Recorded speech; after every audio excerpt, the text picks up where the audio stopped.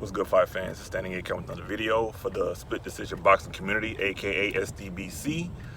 I just wanted to briefly talk about my favorite fighter of all time, Roy Jones Jr.'s last fight, which will be held in Florida, I believe in Pensacola, and be televised on UFC FIGHT PASS.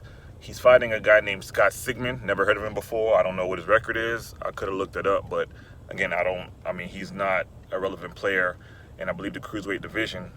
But again, Roy Jones, I think, is 49 years old. He should have retired a long time ago, but something in him has kept him from doing so. So he's continued to fight. He's had moderate success. I think this is going to be a 75th fight, and he has 9 losses. So again, he's been KO'd brutally in a few of his recent losses. He's had some decent wins against some no-name guys.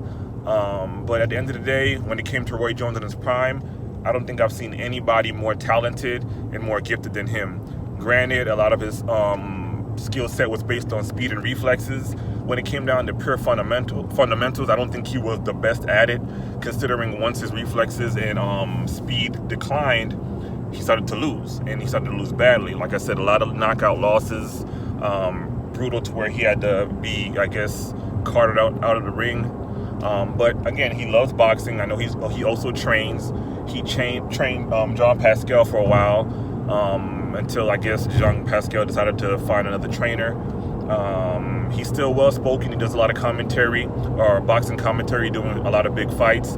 So he still has all his faculties in place, even though he has been knocked out, and he is 49 years old.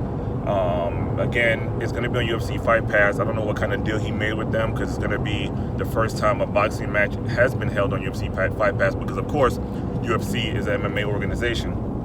But again, when it comes down to pure talent, I think Roy Jones is probably the best that I've ever seen. A lot of people are talking about, Lomachenko currently.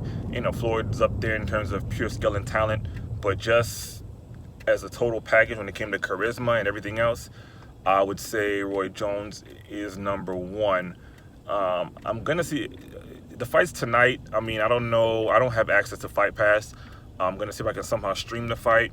If anybody has any idea how I can do so, please comment below. Again, Roy Jones, I would say, is probably my favorite fighter of all time. Some other fighters I would have up there are Pernell Whitaker, of course, Floyd Mayweather Jr.,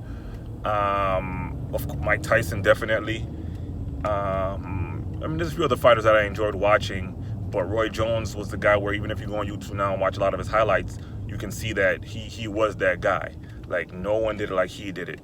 And I think I seen a post a few weeks ago where somebody said who would win in a fight at 154 between Roy Jones and Floyd Mayweather.